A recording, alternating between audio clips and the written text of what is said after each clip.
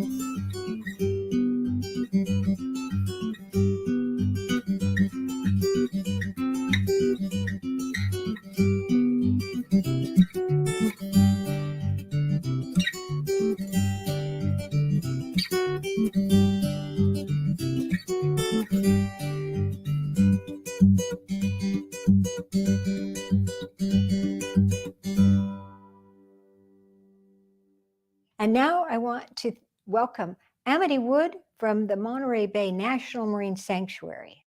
Thank you, Mary Alice, and thank you for joining tonight for Virtual Whalefest Monterey 2021. We're very excited to kick off this 11th annual event that celebrates the gray whale migration along the coast of our Monterey Bay National Marine Sanctuary. My name is Amity Wood, and I'm the Education and Outreach Coordinator for the Sanctuary, and I'll be your MC for this inspiring virtual symposium. We have an incredible lineup of presenters to bring you the latest in ocean research and conservation, so we hope you continue to attend each night to hear the captivating talks by our expert speakers that have donated their time to share their stories. So now I'd like to introduce our first presenter for tonight is Kevin Grant. Kevin is currently the acting superintendent for Monterey Bay National Marine Sanctuary, and he'll provide an overview of the current efforts of staff and partners in 2020. This will include topics on underwater sound monitoring, whale disentanglement, draft management plan, and virtual education outreach programs. Kevin received a bachelor's degree in biology and environmental science from the University of Wisconsin-Eau Claire. Kevin served 2 years in the Peace Corps in the Solomon Islands, then worked as a fisheries biologist with the Florida Fish and Wildlife Conservation Commission. In 2004, Kevin earned a master's degree in marine affairs from the University of Washington. He spent a year as a NAUS Marine Policy Fellow at the NOAA Office of National Marine Sanctuaries in Silver Spring, Maryland. Since then, Kevin spent 3 years in Hawaii working as a policy specialist and 4 years as the deputy superintendent at National Marine Sanctuary of American Samoa. Since 2012, Kevin has been the deputy superintendent at Olympic Coast National Marine Sanctuary and is currently the acting superintendent for Monterey Bay National Marine Sanctuary.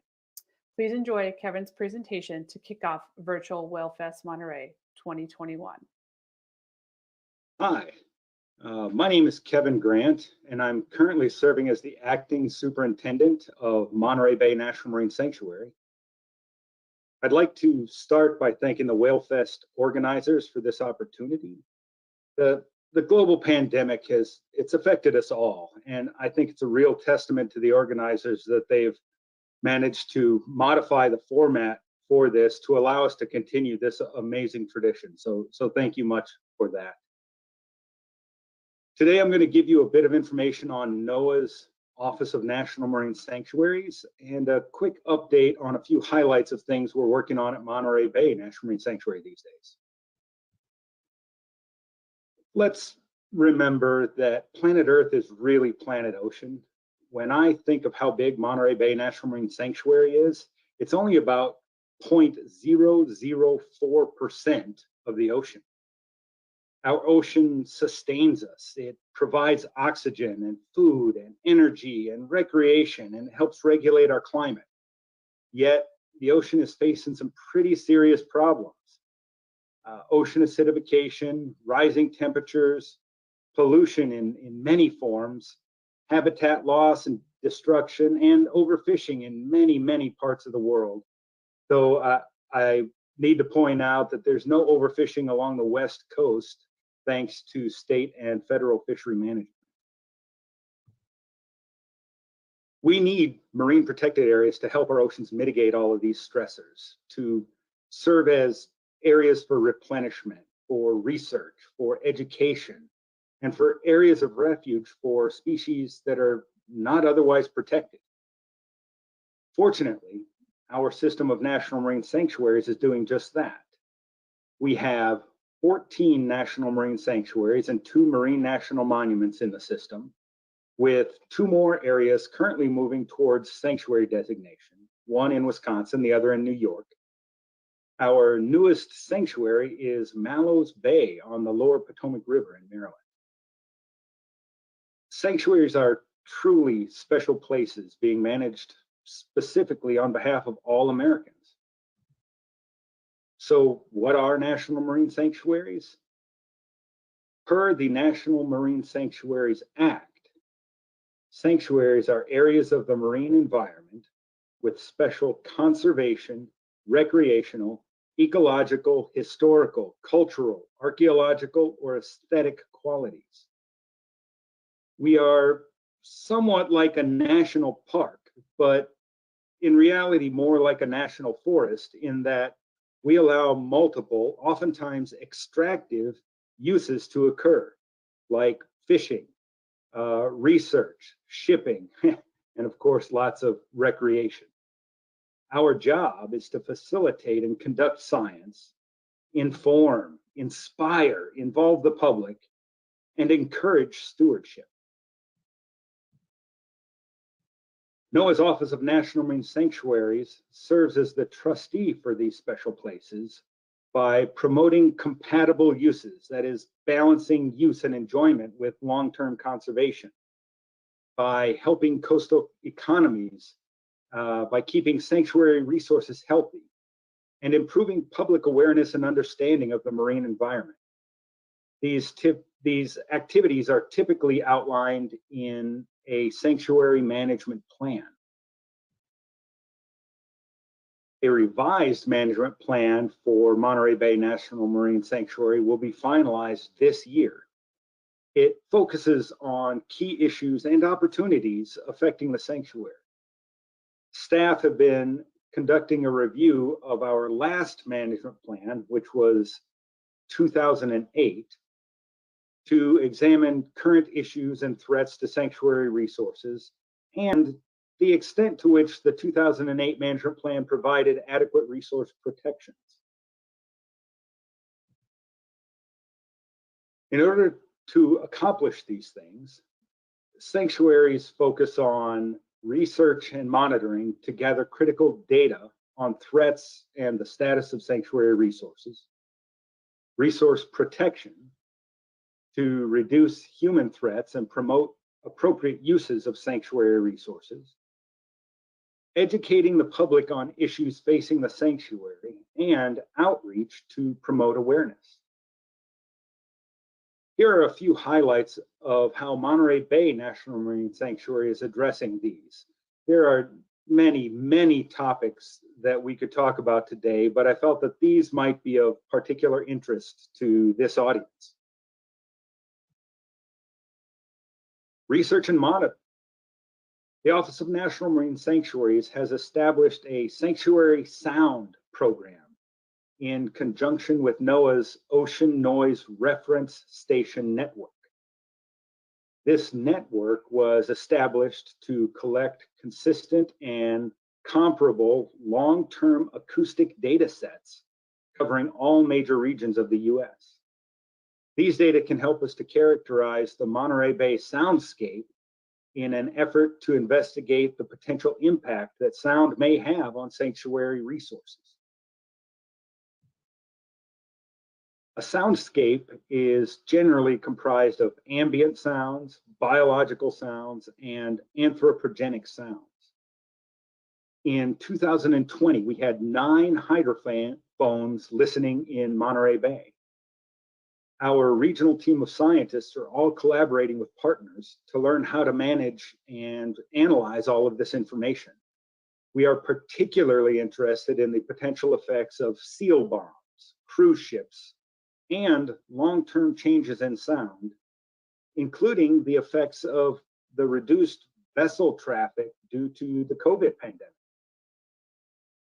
As you can see, the Monterey Bay soundscape is being monitored by NOAA's noise reference stations, the Sankt Sound stations, and MBARI's deep sea cabled observatory, which continuously records sounds within and outside the range of human hearing. A great example of resource protection efforts centers around entanglements. So this is a chart of recent trends in whale entanglements. It's data from the 2019 West Coast Whale Entanglement Summary, a NOAA Fisheries publication. It shows the number of confirmed entanglements by species reported to the West Coast region each year from 2000 to 2019, so 2 decades. Please note, however, that the data presented are for the entire West Coast, not just California. As you can see, though, there's a notable increase in the latter half of this data set. Here are preliminary entanglement data from 2020. There were 16 confirmed and 10 unconfirmed, again, West Coast wide. It's an ongoing issue. So what actions can be taken to help address this? Well, with a $500,000 grant from the Ocean Protection Council, the National Marine Sanctuary Foundation is launching a Gear Innovations Program, working collaboratively with California Department of Fish and Wildlife, Monterey Bay National Marine Sanctuary, the National Marine Fisheries Service, and fishermen to test and validate innovative commercial Dungeness crab fishery gear in the sanctuary. This is a first step in the development of alternative gear innovations in the state of California. And so we are coordinating with other West Coast states as well as a few on the East Coast. Moving on to education and outreach, we are continually updating exhibits in our Sanctuary Exploration Center in Santa Cruz. This year, we completed exhibits on Monterey Bay's Salmonscape, adding a 4th panel to the existing interactive 3-panel exhibit on salmon, as well as discoveries in the deep sea, including some pretty incredible stuff from the EV Nautilus. One way we try to increase awareness and build knowledge of the sanctuary is through interpretive signage. So in addition, providing signage and interpretive programs about the sanctuary could provide an economic benefit to local communities by enhancing tourism opportunities. We're constantly updating and replacing sanctuary signage, and we'll continue to do so.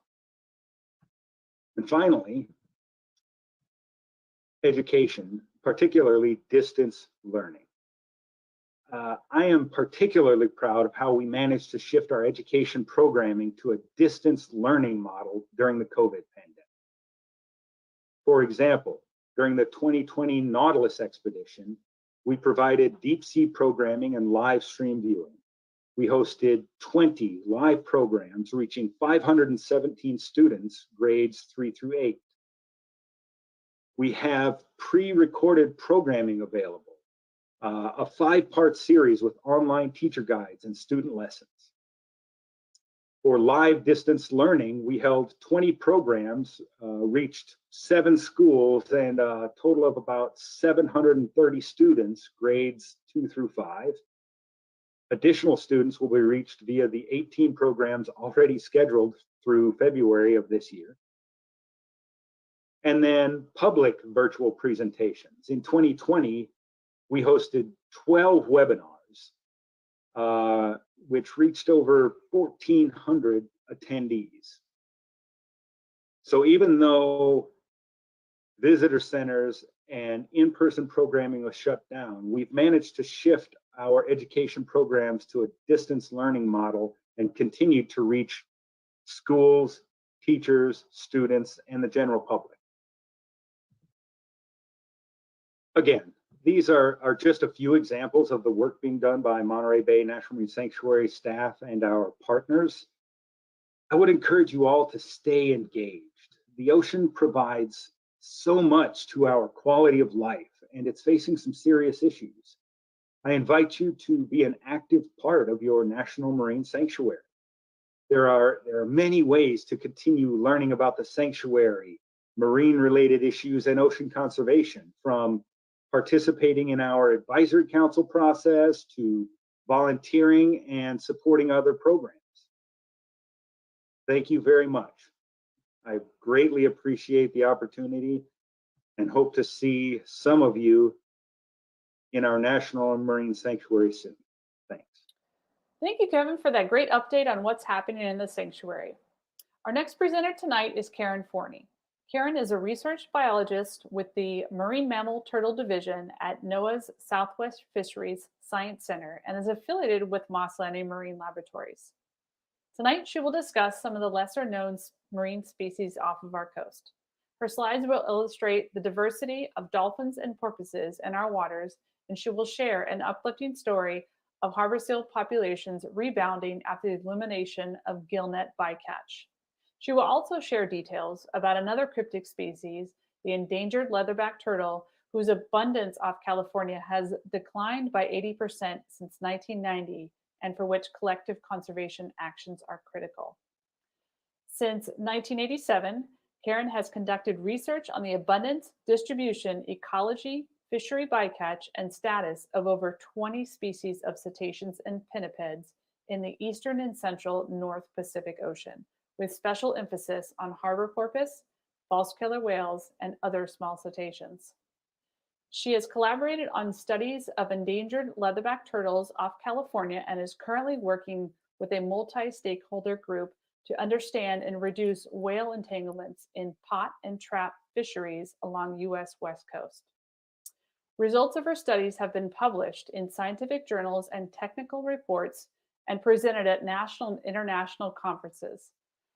Her additional responsibilities include writing or co-authoring annual stock assessment reports for Pacific marine mammal stocks under NOAA fisheries and conducting field research in small aircraft and aboard oceanographic research vessels. Please enjoy Karen's presentation for Virtual Whalefest Monterey. Hello, it is a pleasure to be part of the virtual Whalefest this year. I wish it could be in person, but we'll make do with what we got. And I'd like to tell you a little bit about some cryptic critters off the California coast, some species that you may not have had the opportunity to learn much about, including harbor porpoises, leatherbacks, and a little bit of information on some lesser known dolphins. So we all know that we have whales, such as these humpback whales, and dolphins, such as the bottlenose dolphins off our coast. But indeed, there are many more cetaceans that can be found off our coast than just these two types. And cetaceans in general are whales, dolphins, and porpoises. If we look at all the different species, there are 6 species of baleen whales, 8 species of dolphins, 2 species of porpoises, 8 species of the elusive and mysterious beaked whales that live in deep offshore waters, and 3 different species of sperm whales, including the large Moby Dick variety and 2 smaller species that are very poorly known. Combined, these 27 species are nearly a third of all known cetacean species worldwide, so we really have a remarkable diversity compared to the global set of cetaceans. This diversity extends to the small cetaceans. Most of us, when we think of a, quote, typical dolphin, picture a bottlenose dolphin. Short stubby beak, falcate dorsal fin, gray, sometimes likes to jump out of the water. This is the species that is most commonly found in aquaria, such as SeaWorld, and also that you can commonly see off southern and central California, just outside the surf zone. But we also have some pelagic dolphins that have much fancier paint jobs, including bold yellowish patches on the side, like the long-beaked common dolphins, and striking black and white patterns, like the Pacific white-sided dolphins. Other dolphins have no beak, such as this Risso's dolphin, and some don't even have a dorsal fin. This is a northern right whale dolphin, a fast torpedo-like dolphin that lives in pelagic waters off our coast. If you go a little bit offshore off Big Sur, you may encounter this species. The largest dolphin species is indeed the killer whale. Among the smallest of the small cetaceans are porpoises, including the black and white Dall's porpoise and the gray harbor porpoise. And occasionally we get tropical visitors such as the false killer whale, a striking large black dolphin, and rough-toothed dolphins, which are bizarre in that they have a very cone-shaped head and often pink underbellies. So what is the difference between dolphins and porpoises? I get asked this a lot. And historically, fishermen and naturalists tended to call everything porpoises. But technically, dolphins and porpoises are actually unique taxonomic categories of animals. And this is reflected both in their physiology and in their behavior. Dolphins have a variety of body lengths ranging from small 5-foot animals up to the killer whale. Many of them have distinct beaks, but not all. They're usually highly social and occur in medium to large groups. And their teeth are peg-shaped, rounded, coming to a point, such as this false killer whale right here in the image. And those teeth are perfect for catching and holding on to medium to large fish prey. Porpoises, on the other hand, are small-bodied, 5 to 6 feet. They don't have a distinct beak, and they occur alone or in small groups. Their teeth are shaped very differently, flattened from side to side and rounded at the tip in what is generally called a spade shape. And so they are very easily distinguishable if you have a skull in hand or if you're looking at a dead animal on the beach, or if you get up close and personal with the killer whale, false killer whale like this. This is Kina, a captive killer whale in Hawaii. So what can I tell you about harbor porpoises? I'd like to tell you a few anecdotes about harbor porpoises and some results of some recent studies. At first glance, they seem rather drab and boring. They're small, about 5 feet, gray, have a tiny little triangular dorsal fin, and very inconspicuous behavior. They just kind of roll indiscreetly, and if you didn't pay close attention, you're like, did I see something? They're commonly alone or in groups of 2, 3, maybe 5, rarely up to 8 or 12. And they generally avoid vessels and noise disturbance. So if you're out on a boat, they might leave the area entirely before you even notice they're there. They are actually quite common, though, in shallow water habitats off our coast, both sandy and rocky coastlines. And they feed on a diverse array of small fish and squid, including sardines, anchovies, cusk eels, Pacific whiting, market squid, and a variety of other species when they're available. So despite what I just told you that they're kind of boring and drab, they are actually really cool. And this is my plug for them to say, don't judge a book by its cover. These are results of some studies that I was not directly involved in, but I think they were amazing. Bill Keener with Golden Gate Research and the Marine Mammal Center has been able to observe harbor porpoises from the Golden Gate Bridge. They returned into this area in the late 2000s after decades of absence out of San Francisco Bay. And this offered a unique opportunity to observe them from directly overhead with an amazing view.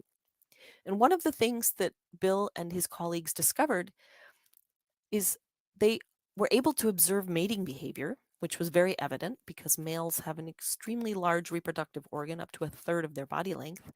But they noticed that males always approach females from the left side.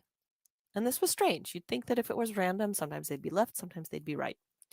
And so a team of colleagues then went ahead and examined some female harbor porpoise carcasses, and they discovered that they have really unique and amazing asymmetric and spiraled reproductive organs that have co-evolved with the physiology of the male's genital anatomy to create a unique puzzle-like interaction. So this is very unusual in the marine mammal world that these two, male and females, have co-evolved an asymmetric reproductive tract so that they can mate. So I thought that was pretty cool. And it tells you that, even though things that might look boring on the outside, they're actually pretty cool when you look under the hood, so to speak. So now back to my work. My job has involved studying harbor porpoise along the US West Coast, mainly in California.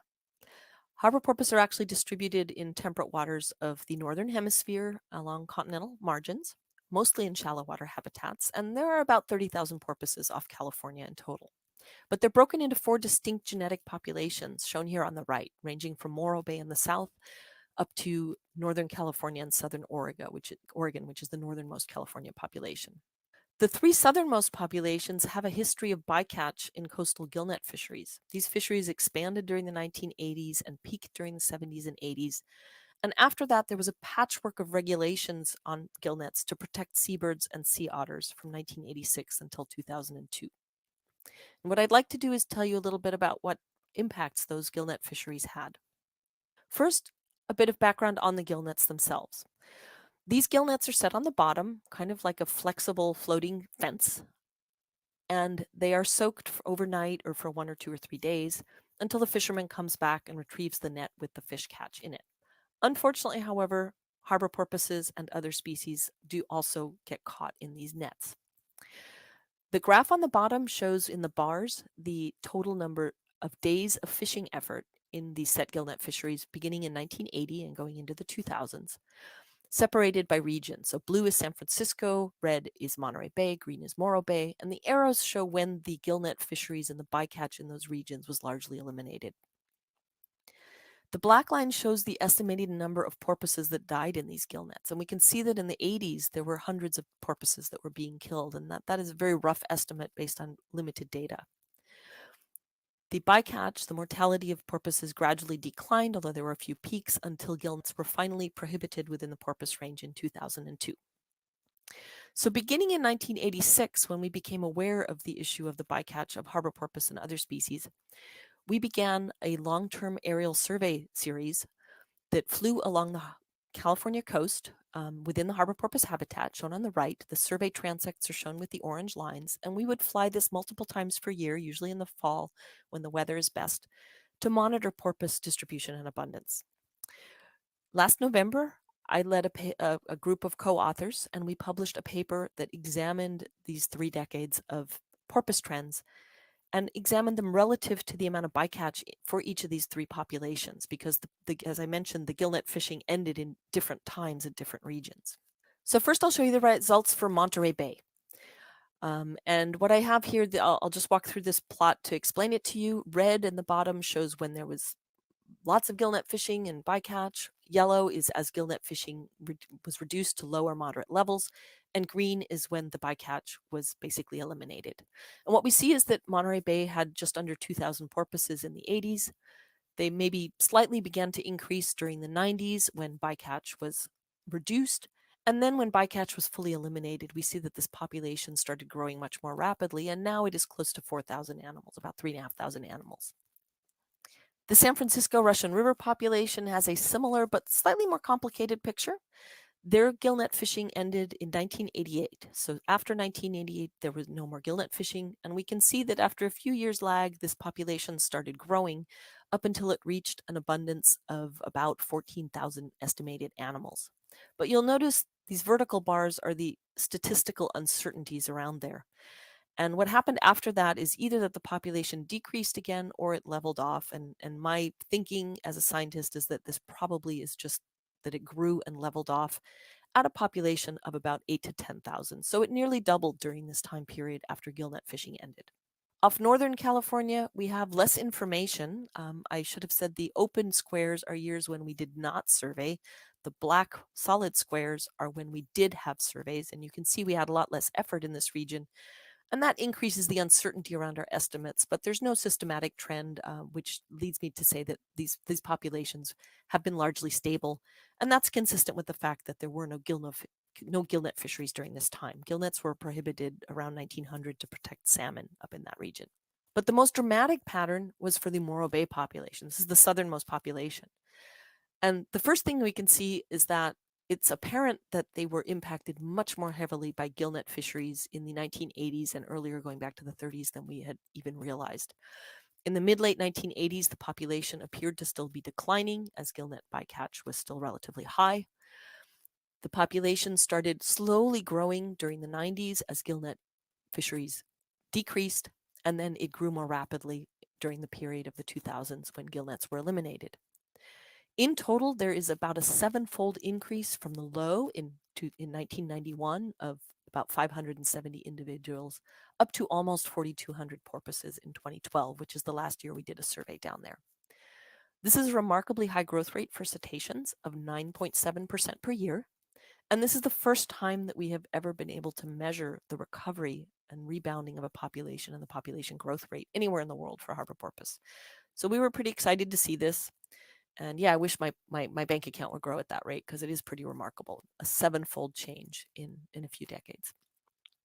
So the good news is that harbor porpoise populations can indeed recover if bycatch is eliminated. The bad news in the contrast was that Morro Bay population appeared to have been impacted a lot more than we previously realized. And we also need to recognize that recovery can take a long time. These are long, this is 30 years of data, nearly 25 to 30 years, depending on the population. And it took a long time for us to actually see that recovery. So we do need to have these long-term data sets like the aerial survey in order to understand our impacts on the ecosystems and how the species and their populations are doing. I was particularly excited about the results, the Morro Bay results, showing how a population came back from a low level, because it provides hope for a closely related and critically endangered species, the vaquita, which lives in the Gulf of California and Mexico. This species has been heavily impacted by illegal gillnet fishing, and less than 30, possibly less than 10 remain. But this study that we just completed is encouraging, and it tells us that if we can eliminate that bycatch, these populations, the vaquita can recover. So bringing this back to you, not just my story, I've been very excited to be part of these studies, but what is there that you can do? And I want to just point out that as consumers, we can all make a contribution if we are aware of impacts of our seafood choices. And this is an example here. There are many resources out there, including NOAA's Fish Watch, but this shows Monterey Aquarium Seafood Watch, that can inform us which seafood types and regions and catch methods are most sustainable and which are not sustainable. And the examples that I've circled there show swordfish. One of them is in the avoid column and one of them is in the good alternative column. This is because the one in yellow, the good alternative, is swordfish caught in U.S. fisheries. And U.S. fisheries have done a lot to protect other species, such as marine mammals and seabirds and sea turtles. In contrast, other nations fish for swordfish and either do not monitor their fisheries or have no measures in place to protect animals, or both. And so imported swordfish is always a wild card because it may actually be contributing to a lot of bycatch that isn't what we really want. So what I would just do is encourage everyone to ask those questions when you purchase seafood and make sure that you understand what your impacts or potential impacts are. And I'll finish with a story that relates to that swordfish fishery because one of the species that has been impacted by swordfish fisheries throughout the Pacific is the leatherback turtle. This is another fairly cryptic species that can regularly be found in the summer and fall off our California coast, especially off Half Moon Bay and sometimes in Monterey Bay. It's also fairly cryptic at sea because it has a very low surfacing profile, as you can see here. Unless it lifts its head out of the water to breathe, you will easily miss it behind waves or whitecaps. But it is actually the largest turtle in the world, up to 8 feet long and 2,000 pounds. And it is also the oldest sea turtle in the world. It existed 70 million years ago when there really were still dinosaurs on this planet, so it's an ancient species. It has a flexible skin-covered carapace, unlike other hard-shell turtles, and it has the most extensive range of any living reptile. Most turtles can only live in warm waters, but leatherbacks have some unique adaptations that allow them to live in cooler waters. So although they nest at tropical beaches like other sea turtles, they can forage in temperate regions like the California coast, where seasonally there are these dense concentrations of brown sea nettles shown on the right, both in a close-up and a picture surrounding our research boat, the Sheila B. Moss Landing research boat, that showed turtles so dense that we used to joke that if we fell out of the airplane during our aerial surveys, we wouldn't even get wet. We would just bounce. So I told you they have the largest range, and this is not just as a species, but individuals actually travel tremendous distances throughout their life. And I'll start here on the left. This is a diagram that illustrates that. On the left, we see the circle is where the nesting beaches are in Papua Barat, Indonesia. Females lay their eggs on these nesting beaches and then journey all the way across the Pacific to the US West Coast. This is a 7,000 mile or more migration that takes almost a year, usually about 11 months. They arrive in the US economic zone and forage here off the central California coast and also up off Oregon, Washington. And there's a shaded area there I wanted to mention again. That is the Pacific Leatherback Turtle Conservation Area that is a seasonal fishing restriction to protect leatherback turtles. They forage in these waters in summer and fall, but then in the winter, the water gets too cold even for them, and they swim down to the waters between Hawaii and Mexico and spend the winter in these tropical waters before returning back to the California coast the following summer. And individual turtles may do this 1 or 2 or 3 or 4 times before they have put on enough fat and resources to return to the nesting beach to lay the eggs again. So, on average, they return to the nesting beaches every 3 to 5 years, and they may spend 1 or 2 or 3 or 4 years on the West Coast. So, the same aerial survey time series that we used to examine porpoise trends, we also have used now to examine leatherback trends. We started seeing them in 1990 and began recording them systematically. And what you see on the lower right is the time series of abundance estimated from that survey time series. We see a lot of variability from year to year because of these unique patterns of multiple years or not off California. But overall, there is a very clear long-term trend. These peaks have been declining over the years, indeed at a rate that corresponds to an 80% reduction in the number of leatherbacks off California since 1990. So in 30 years, we've lost over 80% of the leatherbacks that are here. These results were recently published in Global Ecology and Conservation. Scott Benson is the lead author on that, and I was a co-author because I collected the aerial survey data and assisted with the analysis. And what's striking is that this decline, which is an average of 5.7% per year, very closely matches that observed at the nesting beaches. And in particular, the nesting beaches shown in this plot on the right in the red and orange colors. These red colors are the beaches that correspond to the turtles that come to the US West Coast. And they have also been going down over the years. The data are a bit sparse, but it is a long-term decline that has persisted. And it mirrors that, but is a little bit behind what is seen in gray at Mexico and Costa Rica beaches, and in black at the Malaysian beaches where the turtles are now functionally extinct.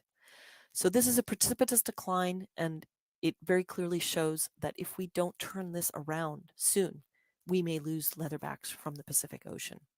So what can we do about this? Well, as I said, they're wide-ranging because conservation is a Pacific-wide challenge. And this graph is also work of Scott Benson, published in 2011, and it shows individual satellite telemetry tracks of turtles that he tagged off California and in Indonesia and Solomon Islands and Papua New Guinea. And what we see, the blue lines are the turtles that nest in Indonesia in the summer and that come to the Central Pacific and all the way across to the West Coast. Some of those turtles that nest in the summer, though, end up in these purple tracks over in the South China Sea. And others that nest in the wintertime on these beaches are shown in red, and they end up moving into the southern hemisphere off New Zealand and Australia, as well as into the tropical seas just south of the island of New Guinea. So very diverse locations. These locations are probably mediated by hatchling dispersal caused by changes in the currents associated with seasonal monsoons. But the important thing is that this is one genetic metapopulation. These turtles are all interconnected. So a female that forages over in the South China Sea will return to the nesting beach and lay eggs, and those hatchlings will leave the beaches, and some of them will end up off California. So impacts that occur throughout these individuals' migrations affect turtles everywhere. And this means that we need to work together in a coordinated fashion across all of the different nations that are involved that have leatherback turtles in their waters in order to achieve conservation. And we need to work together. And that starts with each and every one of us, as I mentioned, being aware of seafood choices, reducing plastic use, and just being aware of our impacts on species in the marine ecosystem. So we can all do our part, and I will close with a general observation that we have amazing animals off our coast. Dolphins, leatherbacks, whales, everything. Some of them are doing quite well, some have recovered from past impacts, and some are still in need of our efforts to turn around declines. And each and every one of us can do our part. Thank you.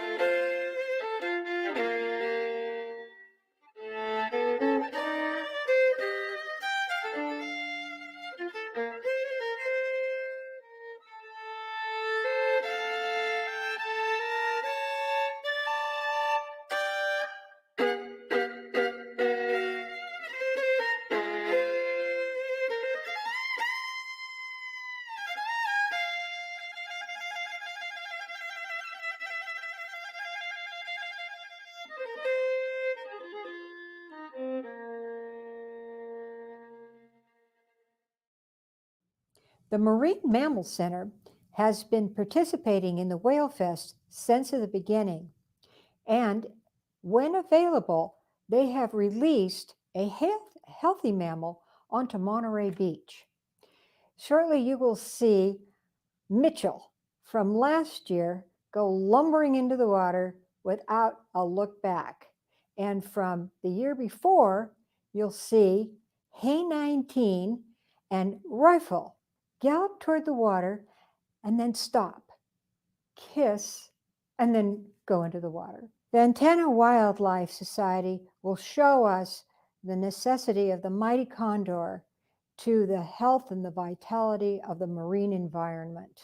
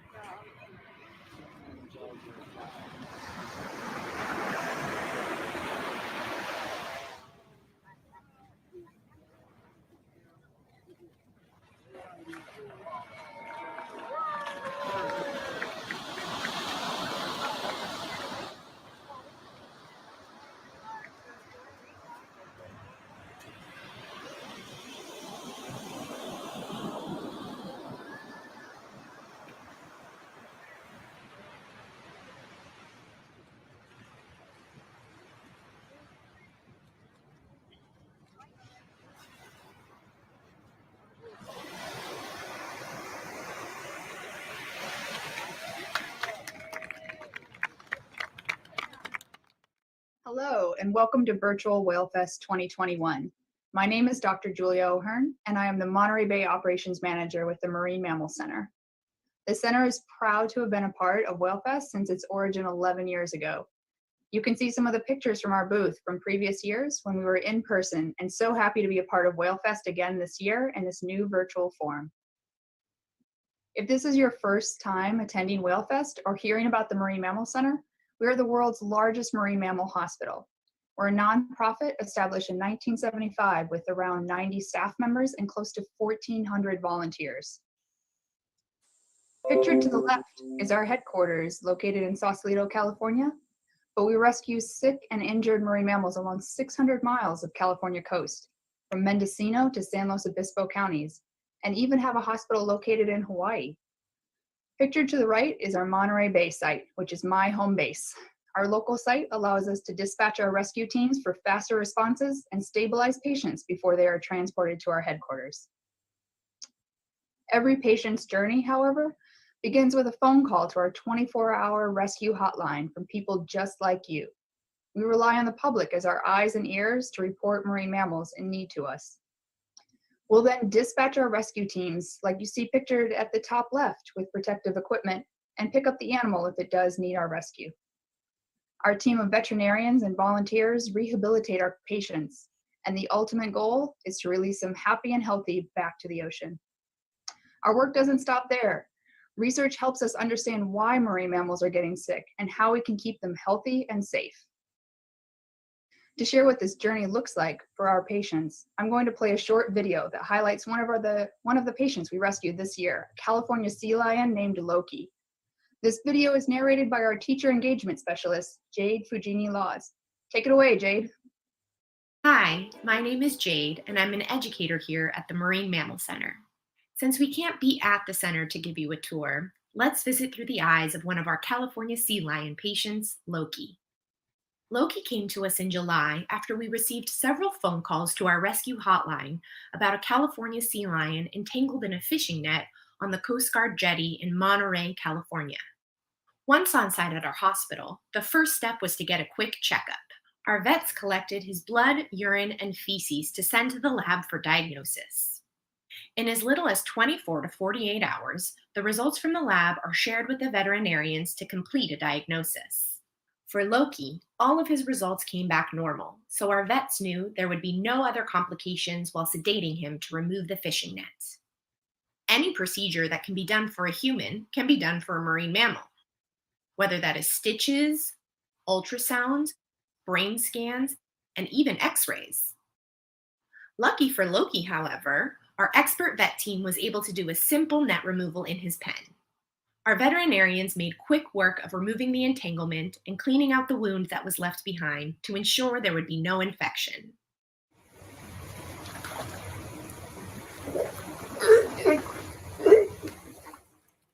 Loki's net removal was a huge success, and he quickly returned to swimming around and competing with his pen mates for food.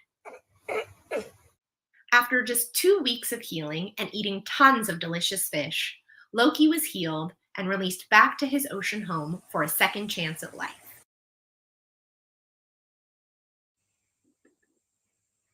Always so amazing to get to see those patients like Loki go home, and also really important that we share the stories of the animals we rescue so everyone can get involved to create healthier oceans for marine mammals and people alike. In Loki's case, we can take steps like choosing sustainable seafood or seafood that's caught in a way that doesn't leave nets behind. Learning more and connecting with us at events like Whalefest is a great way to get involved.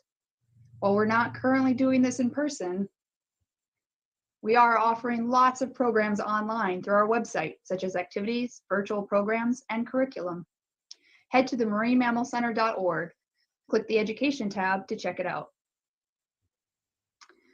Now that you've heard about who we are and what we do, let's jump into some fun facts that address some of the questions you might have about this exciting work.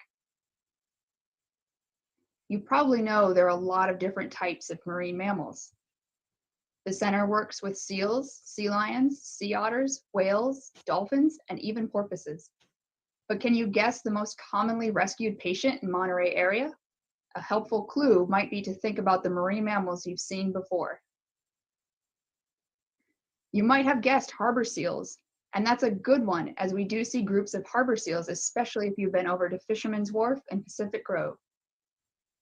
You might have guessed sea otters, especially if you've seen them wrapped up in the kelp off of Monterey Bay Aquarium. And you might have guessed humpback whales if you've had an opportunity to jump on a whale watching boat out of Monterey Bay. And while we do work closely with our amazing partners to support whale disentanglement, California sea lions are the most commonly rescued patient. No one else in our Monterey range rescues seals and sea lions. We are the first responders. This is Mitchell, a California sea lion we rescued after we received a phone call from a family that noticed a huge, close to 300-pound sea lion looking very lethargic on a rock. This was in Big River Beach, Mendocino, and he was there for 2 days. Once at the hospital, our veterinarians found that he was malnourished. He had a small laceration on his shoulder and a bacterial infection in his kidney called leptospirosis. Luckily, this was all treatable. Mitchell received antibiotics for his infection, time to rest and heal, and lots of delicious herring to fatten him up. In fact, he gained a whopping 64 pounds in just under a month that he was in our hospital care. Eventually, Mitchell was healthy enough to return home, and he was released at Whalefest last year. Now you know that California sea lions are our most commonly rescued patient.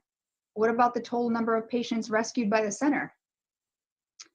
I mentioned earlier that we are the world's largest marine mammal hospital, operating since 1975. We've seen 24,000 patients over the years, and many of those in the Monterey area. Pictured here is our crew hard at work, still successfully rescuing marine mammals, even during the pandemic. It's definitely been tough. We have our crews wearing masks and being safe and social distancing whenever possible. Lastly, I'm sure you're wondering, how can you help and what you should do if you see a sick or injured marine mammal? Now, this is a bit of a trick question because there are some myths about what to do and the best way to help. The best thing to do is, 1, keep a safe distance and give the animal space to rest. A good rule to keep in mind is that if the animal is reacting to you or looking at you, you're too close. Be our eyes and observe. How big is the animal? What color is the animal? Does it appear weak or have obvious wounds? Help us pinpoint the exact location. This is really helpful for our responders. Note any landmarks so we're able to find the animal once our rescuers arrive. And of course, call us to report these details. And look for our signs. Thanks so much for joining us today. Hope you enjoyed, and don't forget to head over to our website and sign up for our newsletter to stay up to date on our upcoming programs and events. Thank you for helping to give marine mammals a second chance at life and for making a difference for our ocean.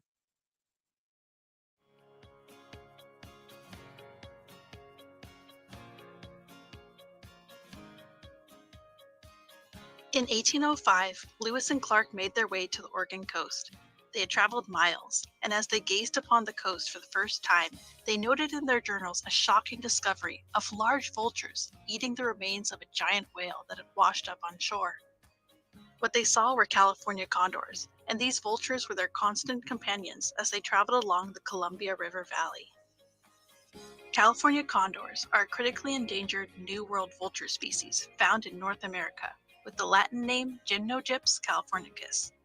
Like other vultures, their diet consists of carrion, the scientific word for decaying animal flesh. Vultures are nature's garbage disposal team, recycling the nutrients of carrion back into their ecosystems. The California condor is the largest land bird in North America, with a wingspan of about 9.5 to 10 feet long. This is about the size of 2 adult humans, or 17.5 venti Starbucks coffee cups. Why are these birds so large? It is believed that the condors adapted to be large in size due to the abundance and size of the food they ate. Prehistoric condors would have eaten the carcasses of prehistoric mammals from the late Pleistocene epoch, which are larger in size than their modern-day counterparts. The carrion of giant sloths and saber-toothed tigers that used to live in North America at the time would have been a buffet on their own for condors. Bones of ancient California condors found at the East Coast, such as New York and Florida, show that they had a different diet than those found in the La Brea tar pits in Southern California. The makeup of the bones in La Brea suggests that prehistoric condors had a more marine-based diet along the West Coast than those on the East Coast. Scientists theorize that condor populations dwindled during the last large mammal extinction event around 11,000 years ago due to the extinction of their main food sources. Condors along the East Coast became extinct in this period. However, prehistoric marine mammals were not as affected by this extinction event, so California condor populations along the Pacific coast were able to continue to thrive on the carcasses of beached whales and other marine large mammals.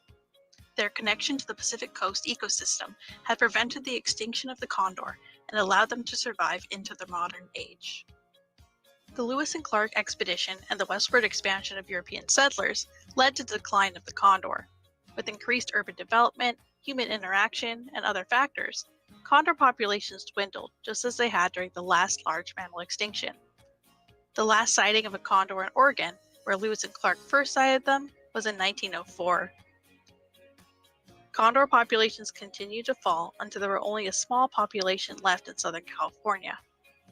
The bioaccumulation, or buildup of pesticides such as DDT, continued to affect condors into the mid-20th century. Although condors had survived the last large mammal extinction event due to their connection to the marine food web, condors were more susceptible to the pesticide DDT since this pesticide was more abundant in marine mammals such as sea lions. Although DDT has been banned since 1972, condors continue to be affected today by the pesticide remaining in the environment, which causes their eggs to become more brittle. The combination of factors from urbanization, bioaccumulation, lead poisoning, and hunting led to only 22 remaining condors by the early 1980s. Scientists had to make the decision to intervene or watch as these birds became extinct.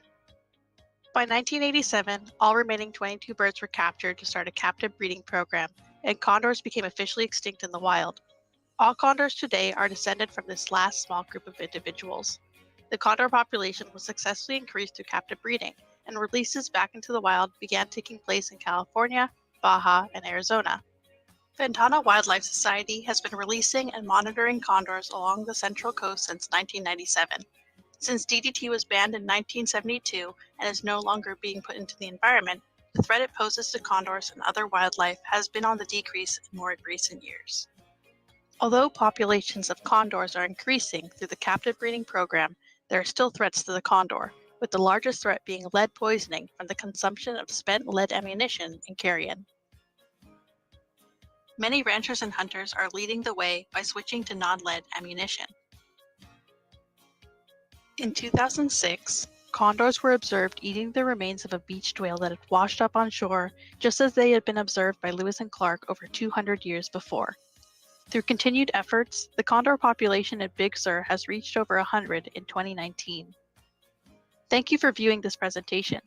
Please visit our website at ventanaws.org, where you can learn more about California condors, watch our live condor cam, learn about our non-lead ammunition outreach program, and explore ways to support our work with this magnificent and endangered species. Thank you, Ventana Wildlife Society, for that wonderful presentation. And I'd like to thank all the musicians that have performed since the inception of the Whalefest. As music director, it's been an honor to work with them. All volunteer, all selflessly. They've really made the Whalefest, and with so much enthusiasm and great talent throughout the years. And my good friend now, Michael Martinez. Thank you so much, Nick. I really have been enjoying playing music for the Whalefest for the past several years with various musicians on the Monterey Peninsula. So let's all celebrate the Whalefest and enjoy the music. Hi, my name is Michael Martinez. I'm a solo piano artist in the Central Coast here, and I'm so happy to be participating at the Whalefest Monterey. I've been playing music for the past several years now for this wonderful event. I'm going to play two of my original songs entitled Midnight Imagination and Asilomar. These songs I drew inspiration from visiting Asilomar Conference Center, which is right nestled on the ocean and the beach. And there's so much beautiful wildlife out there.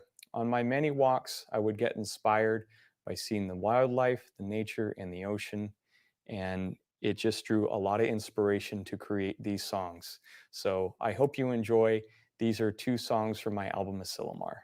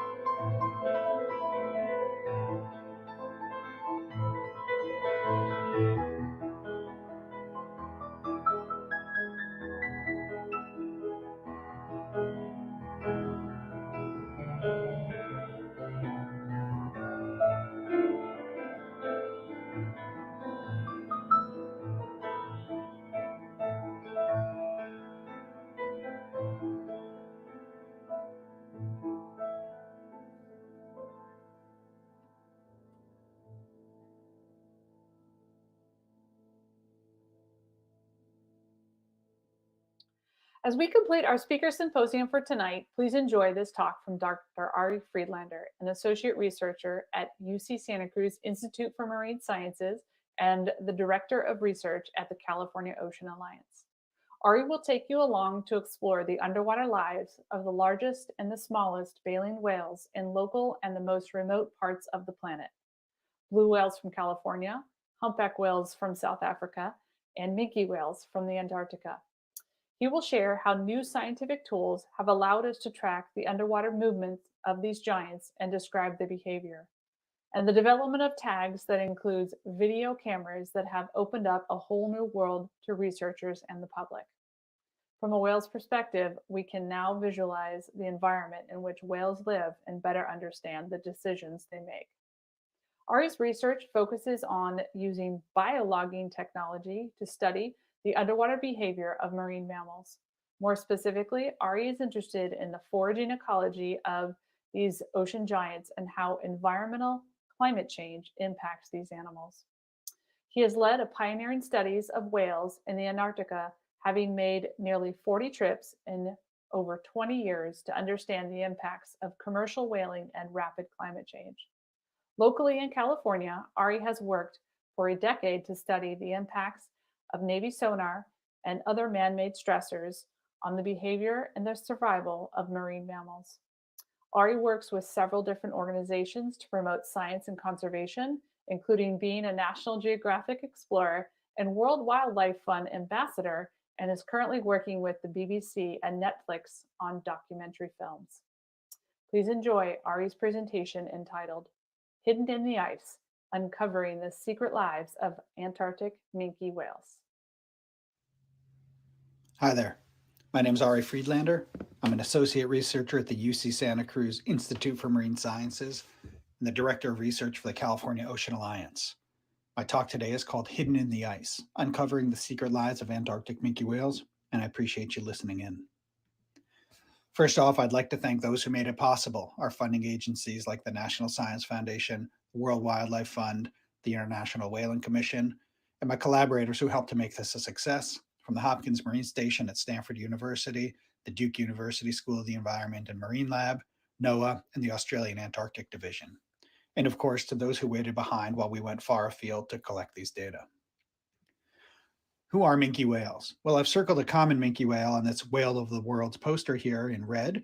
The Antarctic minke whale is a very close relative of that. They're the smallest of the baleen whales. They only get up to about 25 or 30 feet long. They're the most numerous whales, especially in the Southern Ocean, where their numbers are in the hundreds of thousands. They've evolved or adapted a life history strategy to live in sea ice and make a living in this environment where very few marine mammals are able to survive. They make some very strange sounds like a duck. One of their sounds is called the bioduck, in fact. Others sound like Star Wars animations. And because they live in such a difficult and remote and hostile environment, very little is known about their behavior. There has been a series of scientific whaling efforts done under the guise of collecting research to better understand the food habits and life history parameters of these animals. And because they live in a habitat that is very sensitive to climate change, like the Antarctic Peninsula, these animals may be very impacted by changes in their environment. Now, throughout evolutionary time, there's been this repeated independent evolution of gigantism and ram filter feeding in the oceans. From things like manta rays to whale sharks to basking sharks to megamouth sharks and to baleen whales, there's this 100-million-year dynasty of these giant filter feeders in the ocean. They all feed on very small-bodied prey, and they do this by having an enormous mouth and filtering out some of these very small animals and plant life. In the ocean, this is a great way to be an efficient predator because if you think about primary productivity and then secondary production, the amount of biomass that accumulates in the ocean and that is created at these lower levels is absolutely enormous. So being big and being able to filter out a lot of very small things is a pretty good strategy. Now, baleen whales have adapted an even further strategy for making their foraging more efficient. And these are some images from a paper by Jeremy Goldbogen that he published about 10 years ago, where he looked at whaling data to basically infer what the engulfment capacity would be for baleen whales of different sizes. Baleen whales accelerate towards a prey patch, they open their mouths, and they have this very flexible and distendable buccal cavity that sort of looks like a parachute inflating when the animal opens its mouth as it fills up with water. Now, the size of this apparatus in the mouth of these whales is absolutely enormous. So an 18-meter long baleen whale, when it opens its mouth and fills it with water, has an engulfment capacity that is 100% of its body weight. So if that animal weighed 50 tons, it's getting 50 tons of water in one mouthful every time it lunges. The whale then pushes that water out through baleen plates, and all of the prey that was trapped inside there is what the whale gets. It's a very effective strategy. If you're a 24-meter long baleen whale like a blue whale, your engulfment capacity is actually 133% of your body weight. And if you're a small minke whale, about 12 meters long, you can engulf about 75% of your body weight every time you feed. It's an absolutely amazing thing that these whales do. And it's one of the reasons that they're able to gain so much food and be so efficient at feeding to sustain their energetic demands. Now, there's a number of tools that researchers use to study and monitor whales in the living, sort of in their environment and as living animals. Things like satellites are used to collect remote sensing imagery of environmental variables. Drones, like the image you see here, are used to help us collect information on the body size and condition or even individual identity of animals. Aerial surveys, acoustic surveys, all these different techniques for monitoring whales. The ones I'm going to talk to you today about are mostly tags, or these biologging instruments that we use. And I'll tell you why those are important. Well, here's the Antarctic Peninsula where we're going to be doing our research. You can see it's an absolutely beautiful area. The surface of the water is covered by lots of different types of ice. You see icebergs, you see bergy bits, you see growlers, there's brash ice, which is glacial rubble, and there's ice floes, which are parts of the ocean that have frozen over the wintertime. It's a very dynamic environment too. And right here, it's very calm and you can see that ice is spread out kind of nicely. As soon as the winds pick up or currents increase, that ice is dynamic and it can pile up in areas such that you get impenetrable 100% sea ice cover, or it can clear out areas and you have absolutely zero ice cover. But how this ice impacts the animals that live in this environment is something that we haven't studied yet, and it's one of the goals of our research. So what we want to do here, and what I'm going to talk about today, is how we use a suite of emerging technologies like these tags to increase our knowledge of a poorly known species that's at risk from climate change. These are minke whales around the Antarctic Peninsula. What we want to do is start to characterize their foraging behavior, understand how they use sea ice, and then define the ecological role of these animals. Now, this is one of my favorite images that I've ever had the privilege of seeing of Antarctic minke whales. This was collected by a drone that was piloted by Casey Bierlich, one of our PhD students from Duke University. And this shows a number of aspects of Antarctic minke whales that are important. First off is just that there's a group of 5 of them. We really didn't even understand how big the group sizes were and how frequently these animals spent in times of with groups of 2 or 3 or 4 or 5 animals. Also, that's really cool about this is that there are 4 animals here that are tagged with tags, and you can see a green, a pink, an orange, and a yellow tag on these animals. Another thing that's really remarkable is you can see individual variation in the color patterns. While they all have this beautiful kind of angel wing chevrons across the back, the size and the shape of them differ from individual to individual. So too do these sort of 2 beautifully pigmented streaks coming out the back of the blowholes on these animals. And you can see the sides and flanks and the white color pigmentation on those also varies between individuals. So you can gain a lot of information just by looking at images of animals taken from above. Now, if we really wanted to study these animals in as good a detail as possible, we would do something like what Jane Goodall does, where you go and you embed yourself in the environment where those animals are. You watch them continuously. You actually quantify the interactions between individuals. You find out what their habits are, what they do, how often they eat, how they socialize with one another. And you can do this continuously, and you can write down and generate these ethograms of how animals behave. Well, in the ocean, we don't have that luxury, at least with marine mammals that spend about 95% of their time underwater. And so we need to develop tools like the customized animal tracking solution tags that we use that measure what animals do underwater and that we interpret data back from them to tell us about the lives of these animals. So the tags we're going to be deploying here are non-invasive. They attach via suction cups. They last for 24 to 48 hours on the animals. They measure continuously the time, the depth, and the temperature around the animal, as well as having accelerometers, magnetometers, and gyros that give us a an indication of the orientation of the animal and its movement in 3 dimensions. There's also audio, so we can listen to the sounds that the animals make, as well as sounds that come back from the environment. And then one of the most critical pieces of these tags are the audio, not the audio, excuse me, the video. They have a 2K video camera that can collect up to 8 hours of video data that allows us sort of for the first time to see what the animal is experiencing, what its environment is like, and what the context is that surrounds some of the things that these animals do, the sounds that they make or the decisions that they made. The tags also have a GPS and a VHF, so that when the tag falls off of the animal, it floats to the surface, the antenna's out of the water, we receive a GPS signal, we then go with a VHF antenna and we go locate the tag, pick it up, download the data, get all of it off of there, recharge the tags and put them out again. So this is what a tag looks like on the back of a minke whale. They're very small relative to the size of the animal, and they don't change the animal's behavior. And that's a really important thing because we want to ensure that the data we're looking at don't reflect something that the tag is making the animal do. We feel very comfortable that the tags don't affect their behavior and that what we get back from them is truly underwater behavior of these animals. To deploy the tag, we work in small inflatable boats. I stand in a pulpit up here with a long carbon fiber pole. And when the animal comes to the surface, either in front of or on the side of the boat, we simply slap the tag on their backs and hope that the whale decides to go off and do something pretty cool, and we'll take our tag along for a ride.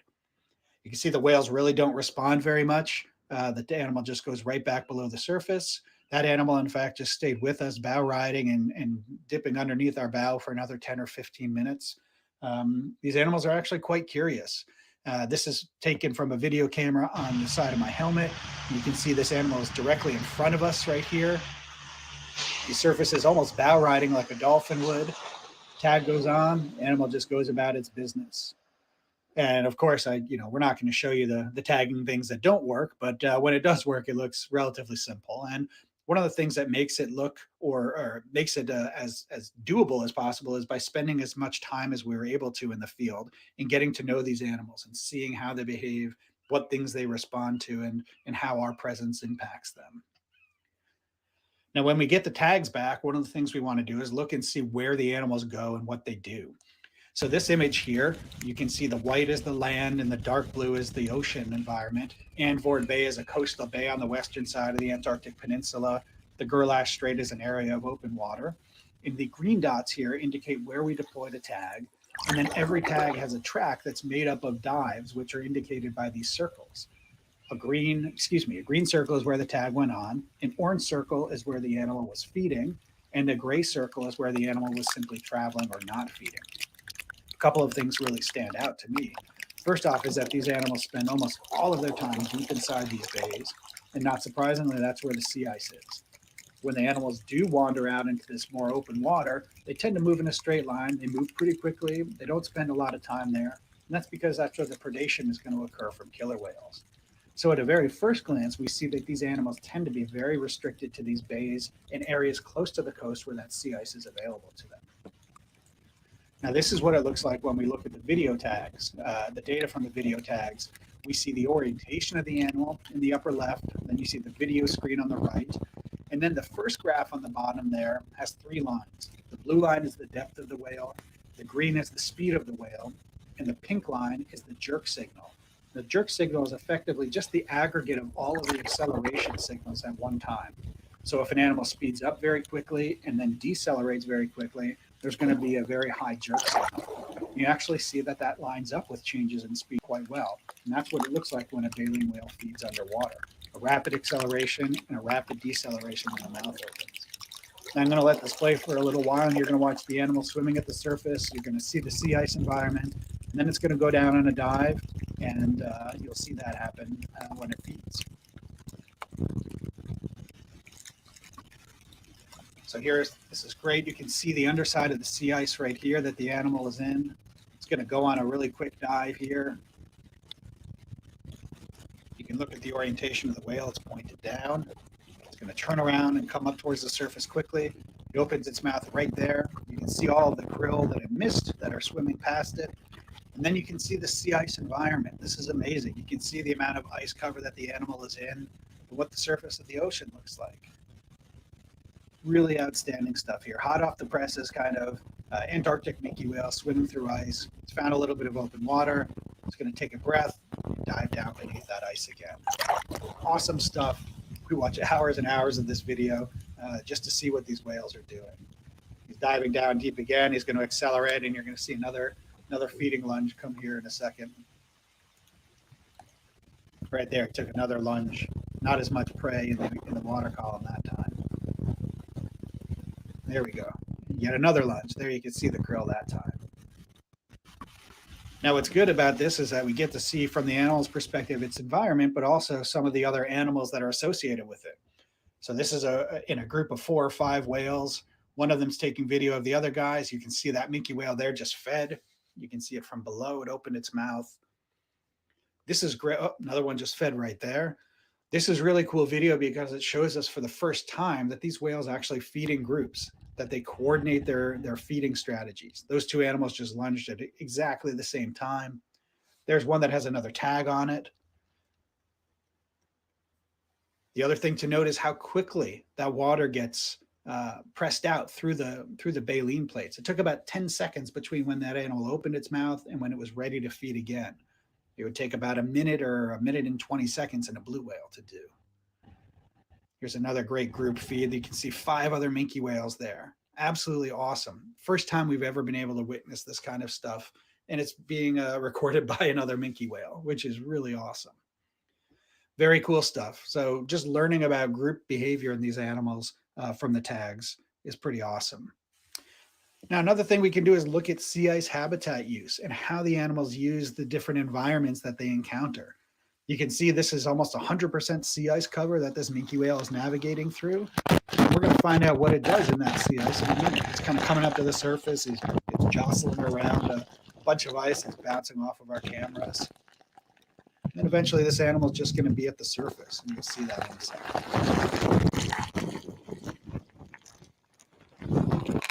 There he is. The ice slides off. You can actually see another minke whale in front of this one. This guy's literally just going to hunker down in the ice. He's going to take a breath in a second right there. You can see the nostrils opening. And it's literally just going to sit in the ice and log. And we had no idea that these whales did this, that they would just kind of take time out and rest in the sea ice. But it makes sense. If you're an animal that's at risk of predation, you're going to go to the environment that is the most cryptic for you and the place where you can hide the most. And that's what sea ice obviously provides for these minke whales. Now, another cool thing that we can do is to use this video camera and the still images we can grab from that to tell us about how the animals are spending their time. So like in that image, you could say that animal was in 100% sea ice and the behavior that the animal did was to rest. Well, every time that animal comes to the surface, we can count the amount of sea ice that it's encountering. And on the dive, we can tell you how many times it fed or if it was socializing. And over time, we can build up an idea about how much percentage of the time the animal is feeding in sea ice, or what percentage of ice does the whale tend to feed in. This is really critical information for us because we want to be able to understand how important sea ice is to the different behaviors of these animals, so that if that habitat is lost, if the ice goes away, what is it going to mean for the behavior of these animals? How are they going to be able to survive in an environment that's changing as quickly as it is?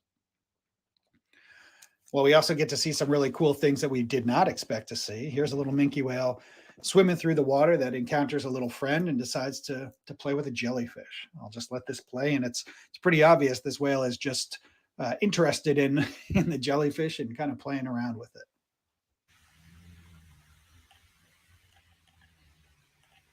Puts it on its nose, flicks it around, and he wears it for a little while as it kind of goes streaming out past him. Really fun stuff just to see that these animals play around and are curious and enjoy the environment around them. All right, well, one other way that we can visualize how these animals use their environment is to animate the track of the whale. So in here, what we've done is every second is one of these little sort of turquoise or gray lines, and we look at the orientation of the animal, its pitch, its roll, its heading, and we link those all together to make a ribbon that shows us the movement of that animal in space. So what you see here is a minke whale at the surface rolling over. The areas in yellow are where the animal has rolled over onto its side. The little red and blue triangles that are coming out of the track are where the fluke strokes are occurring. where the animal's actually accelerating. The animal's kind of going off course here. He's going to zoom around, and then he's going to do a few feeding lunges in the very small area right here. Then he's going to kind of go back on his track and keep rolling around. And this is a really cool thing. It's intuitive to watch and see how the animal orients itself, how it changes its orientation, how it moves around in 3 dimensions, because the videos that we see, you can't really tell how much space the animal is using. But when we combine these animations with the video, it gives us a very powerful insight into the lives of these animals. Now, one of the things I told you at the beginning we were interested in doing was understanding their foraging patterns. So what we did is we created a heat map of all of the feeding behavior of these whales. So you can see at the top of this graph is the surface, and then as you go down, you go into shallow and then deeper water. And then from left to right across the axis, you have dawn, and then the daylight hours, the dusk period in the middle, and then the nighttime hours on the right. Now, the color coding inside here tells us about the feeding rates. So areas that are dark blue is where the animals are not feeding. Lighter blue means the animals are lunging, and you can see on the graph 20 or 30 times an hour. And then the greens and into the yellows in the very high colors are where the animals are feeding at very high rates, up to 100 times an hour. And the pattern that we see here is really important to us. In the daytime hours, you see that there is some deep feeding, not very high rates, maybe 20 or 30 lunges per hour, but during the day, that's where the animals are feeding. You then see a transition in the dusk, so that at the nighttime hours, the nighttime sort of 1, 2, 3, 4, and 5, you have this extraordinarily high feeding rates near the surface. This is where the animals are spending most of their energy and most of their time feeding, is in the surface waters at night. Well, how does that relate to the prey in their environment is a really cool question. So this is what's called an echogram. This is a very high powerful fish finder that we use in the water column to tell us about where the food is.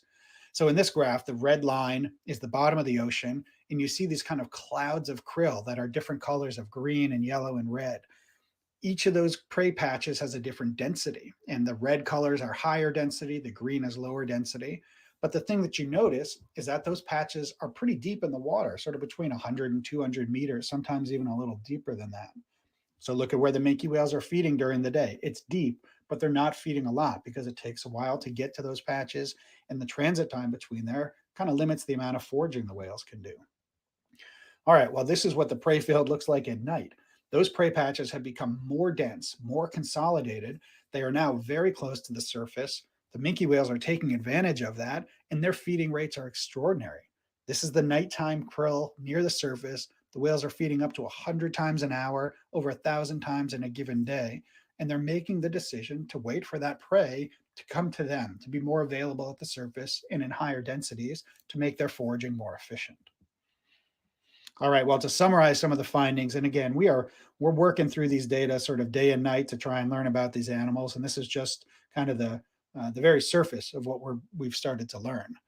These extraordinary feeding rates, we found minke whales feeding up to 25 times on a given dive, over 100 times in an hour, and over 1,000 times in a day. This diel foraging pattern, or changing your patterns from day to night, is consistent with changes in the prey. We saw that that prey changes where it is vertically, and the whales adjust their feeding rates accordingly. We found that group feeding is common in these animals. Those video data show us for the first time that minke whales will feed in a coordinated fashion when they're in these large groups. The whales are largely going to remain in those coastal bays and associate with sea ice when it's present. That first graph that I showed you of all the whales staying very tucked up in that bay makes that case very nicely for us. Now, this means that there's going to be an increasing potential for competition as conditions change. Humpback whales are growing very quickly in this area, and the amount of open water area is also increasing as a result of climate warming. As you get more open water, you're going to get more humpback whales. You're going to have less habitat available for those minke whales, and it's possible that those minke whales and humpback whales are going to eventually be competing for a resource. Now, whether or not that resource is limiting is a big question, and we don't know. But certainly the fact that there's increased removal of krill by the commercial krill fishery is not helping that cause. So these are things that we need to monitor very closely. As well, another thing that occurs when you have a more open water is that the likelihood of having tourist operators or more human presence is likely to increase. We need to be very vigilant, because when you have increased open water, increased ships in an area, the likelihood of having ship strikes is going to increase.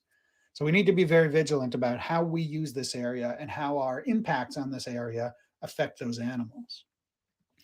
And this is important to me because I consider these minke whales to have really changed my research career.